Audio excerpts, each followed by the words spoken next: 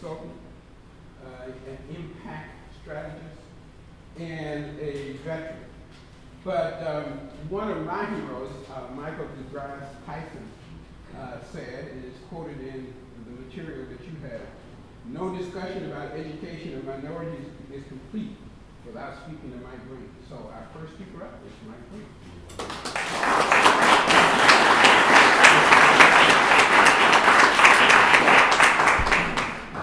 Well, thank you all for coming out. Really appreciate it.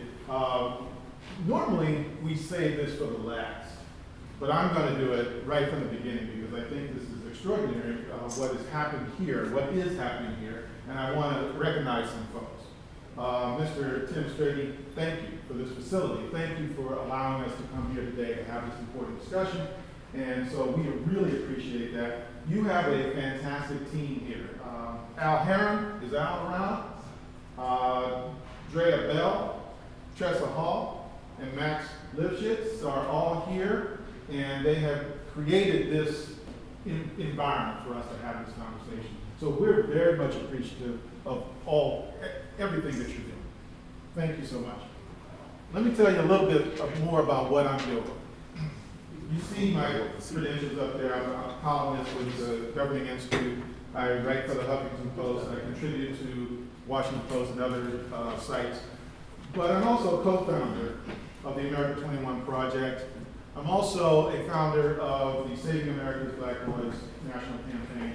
And I'm also a founder and director of the Scale Up Campaign. I'm going to tell you a little bit about that because that's going to factor in what we talk about today. So one of the other co-founders, we have two co-founders of the America 21 Project. And one of the other co-founders is here today. His name is Mr. Jonathan Hollyfield, Esquire. And you'll be hearing from him later today, and he is quite a treat. This is going to be a historic opportunity for you to engage with Mr. Jonathan Hollyfield. We have three main functions at the America 21 Project. One, we want to change the economic narrative across Black and urban America.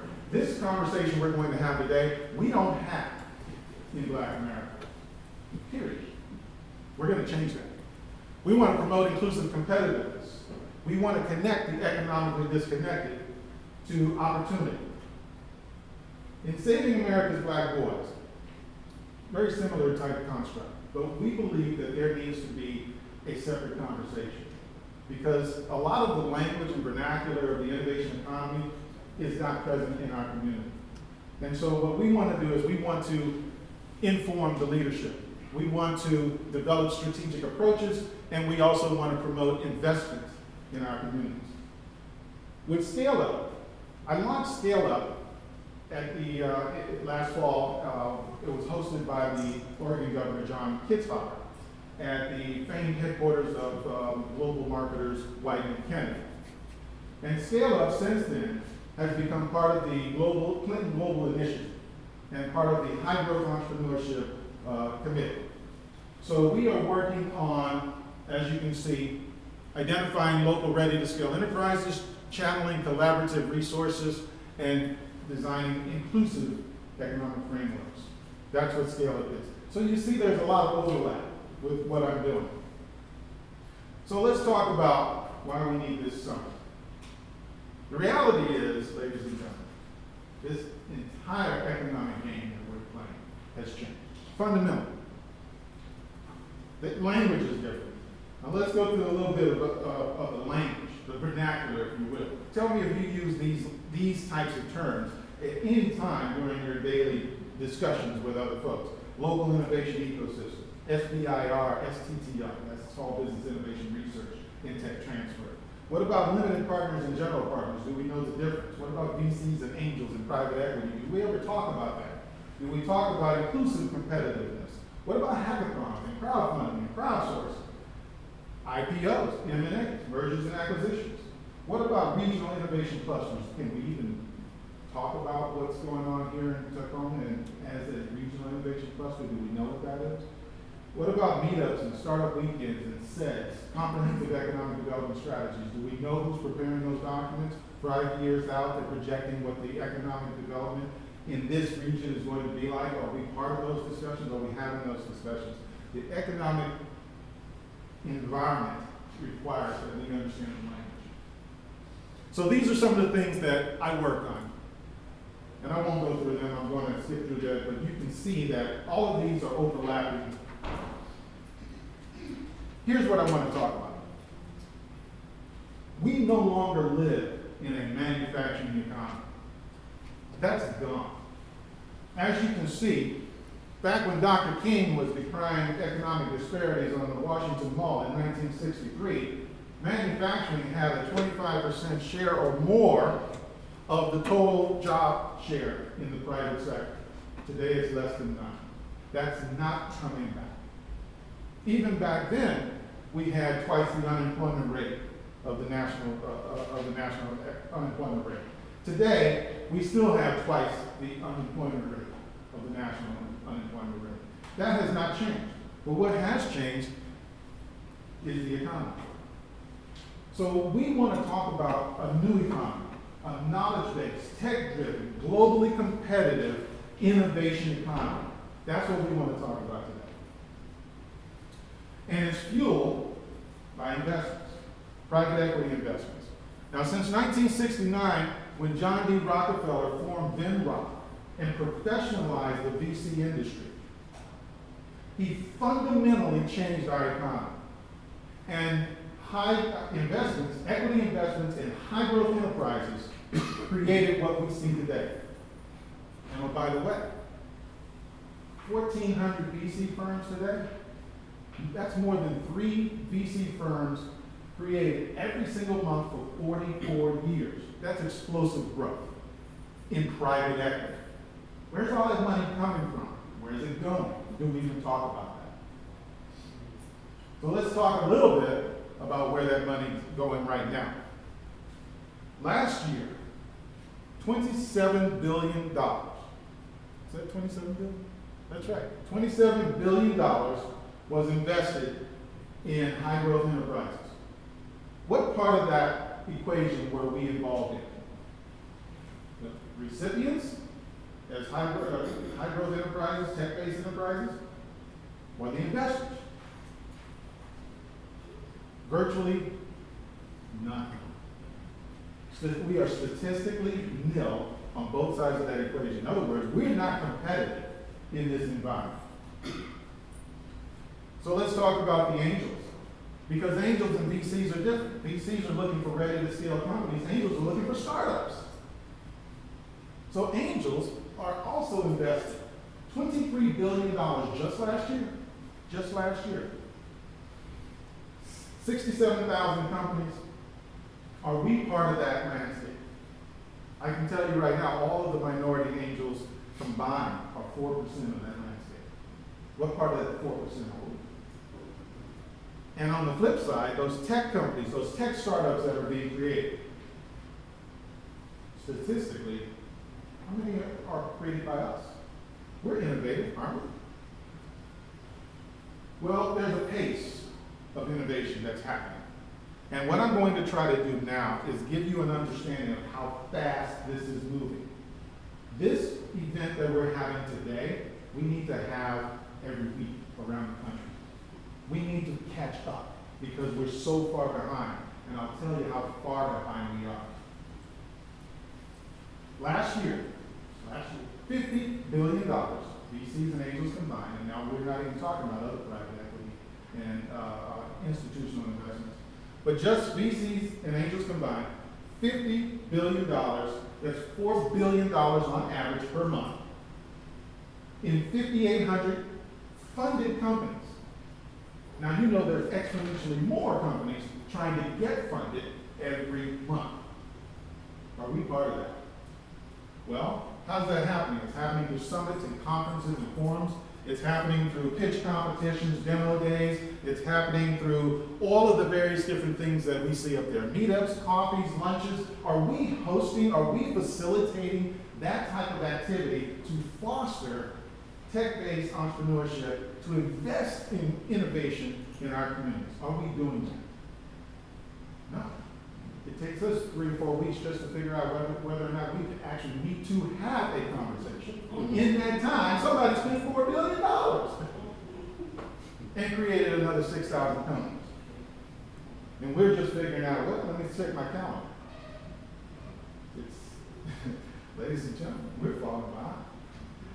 All that activity though, all that activity, not enough jobs. They're not creating enough jobs. And we're not even in the game. So guess what? We got to get in the game. Because when you look at what's happening in corporate America, they're adjusting to the game. Because that creative disruption is creatively disrupting the life cycles of businesses. And when you creatively disrupt the life cycle of a business, you shorten it. Just ask the Washington Post. You shorten the life cycles of businesses. What does that mean? That means that folks who are part of the employee pool, as you can see, Cisco, if you're part of the employee pool, you're looking for another job. The good news is that while corporations are adjusting and existing businesses are adjusting to all of the creative disruption that's happening, that creative disruption is happening because of startups. There's innovation occurring. There's opportunity occurring. And we're part of that. And as Kaufman says, nearly all net new jobs in the United States since 1980 have been created by startups. That's awesome. That means we can get in the game. And they need us. Look at this. Startups, after the recession, went down. The number of new entrepreneurs starting businesses dipped. We cannot afford that. We cannot afford that. We absolutely need more entrepreneurs. Where are we going to get more entrepreneurs? Where are we going to get more startups? Well, the head of the SBA says the U.S. economy depends on entrepreneurs. We need them to get in this game. It's like they're saying, hey, we need jobs. Come on. The water's fine. Let's get in this game. Now, here's something that we don't talk about enough. You speaking of game, this man understands the game. He is the first technology president. Now, I'm not talking about he ran his campaign on technology. This man appointed the office of Chief Technology Officer. Nobody talks about that. This man created the Advanced Manufacturing Partnership to bring back manufacturing from overseas. No, it's never going to be what it was. You saw that chart. Never going to be what it was. But he got General Motors to pull some of their manufacturing back. He got Apple to commit $100 million to pulling some of their manufacturing back. That's a small drop in the bucket, but it's a start. And advanced manufacturing is never going to be what it was before. High school diploma is not enough. STEM education is where it's at. Science, technology, engineering, and math, that is your entry point. I don't care whether you want to be in the tech-based, high-wage workforce, or if you want to be in the tech-driven, high-growth entrepreneurial landscape, you need a STEM education, period. You want to be in the game? You got to need a STEM education. So, the White House wants us in the game. That's what Startup America was about. Celebrating entrepreneurship, expressing the core competencies that the president is focused on. These are his core strategies. Entrepreneurship, high growth entrepreneurship, tech-based entrepreneurship, that's to create more jobs. The White House is behind that. That is national policy, folks. We're following national policy. We get in that game, we can get the investments we need. America needs a startup culture. We actually have a startup culture. You recognize this map? Probably not, because it hasn't been developed for your region. It could be. It could be. Because you have startups in this region.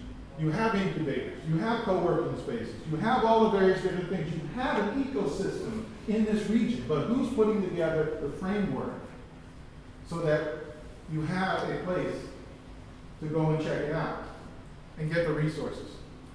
So here's good news. This startup culture is creating startup hubs around the country. Colorado is leading the way. Boulder and Fort Collins. But guess who else is in the picture? Seattle. Seattle's the #4 startup hub in the country. And this is recent information.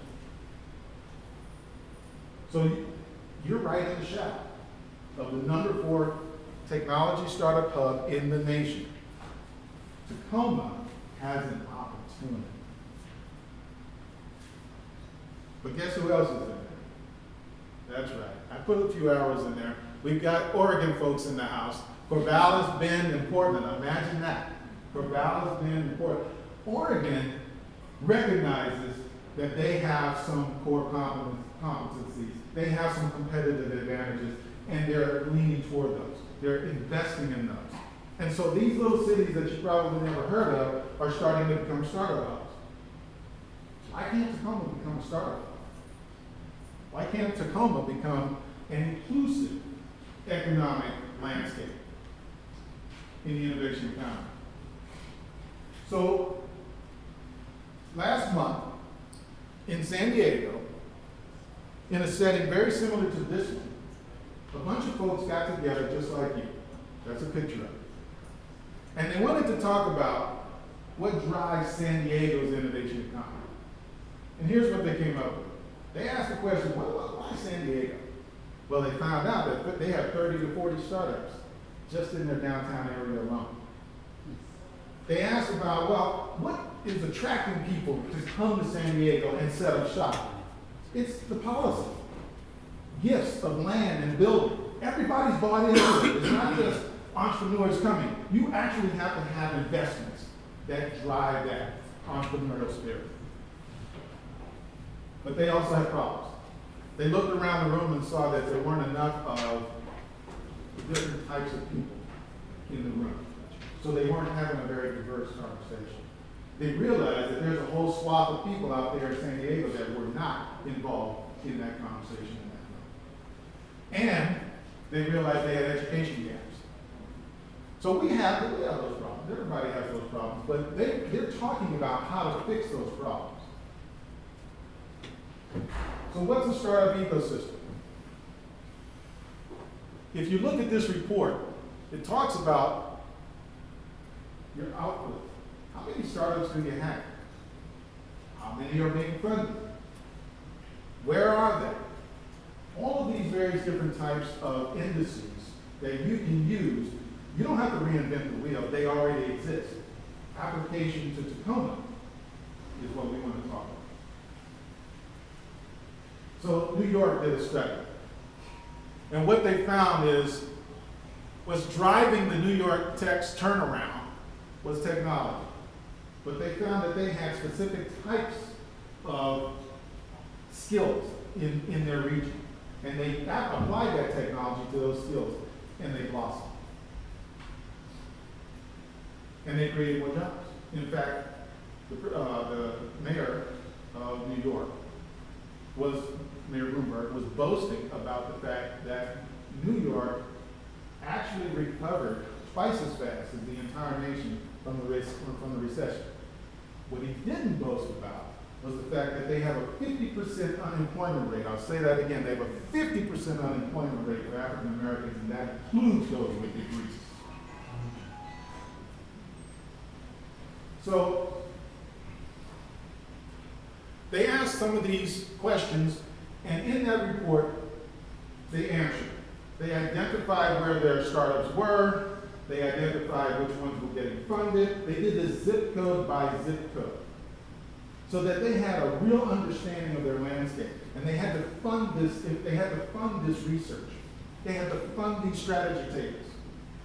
Before they started putting together programs, they had to find out what they had and what the gaps were. Now here's something that we have to really, really pay attention to. The demographic shifts in this country are seismic. Minorities will be the majority by mid-century. All the data is telling us that. But what the data isn't saying is that all of these minorities that are going to be the majority are still not in this game. 1.9 million black-owned businesses, 1.9 million across the nation, produce less than 1% GDP. Less than 1% GDP. Ladies and gentlemen, that's the best we've ever done since slavery. So when folks look at us and say, I want to talk to you, I don't have to talk to you. There's a reason. There's a reason behind that thinking. It may not be right, certainly. It's self-defeating because guess what? We're part of this country. And the contribution to this country is something that we are making, but it's not being looked at through the lens of the value that we create. Typically, we're looked at through the lens of the value we lack or the lens of the value we destroy. But we seldom are looked at through the lens of the value we create. And ladies and gentlemen, we create a lot of value. I cannot even wait until Jonathan Hollywood gets up here and tells you how much value we contribute to this country. But if you look and see, in every city, and it doesn't matter if you're Jackson, Mississippi, where we're 80% black in that environment, we still produce 1% of the local GDP. That's intolerable. And it's certainly intolerable to that 18% that's producing 98%. They're resentful of it. We've got to change that, and we will. But there's a bigger problem. The Pew Charitable Trust did a survey, and they found that more than 60 cities around the country are underwater financially. That's opportunity. They need entrepreneurs. They need job producers. They need more people in the game to help bolster their economic competitiveness. And guess where they're going to get it? They're going to get it from us. Because guess who's leading the way in entrepreneurial growth? Unprecedented. Record numbers. 60% growth in African American communities. 44% growth in Hispanic communities. That is triple and double the national average. That means that there's an awful lot of entrepreneurs out there. An awful lot. And what they need are resources, they need mentoring, they need capital, they need all the various different things that people like Mr. Tim Straker are working to facilitate. Local leadership is key to developing an inclusive, economic, competitive environment. Now, when we talk about inclusive competitiveness, you're going to be talking to the only gentleman in the entire country who understands that vision because he is the father of inclusive competitiveness. He is implementing that vision because that article that appears in Forbes was written by the CEO of Nortec, who put Mr. Jonathan Holliday in a position to lead Nortec with that economic vision. The White House is involved in that economic vision. This country is going to be leaning on inclusive competitiveness as a vision for the 21st century, and that conversation is going to start in Tacoma, Washington today. Any questions?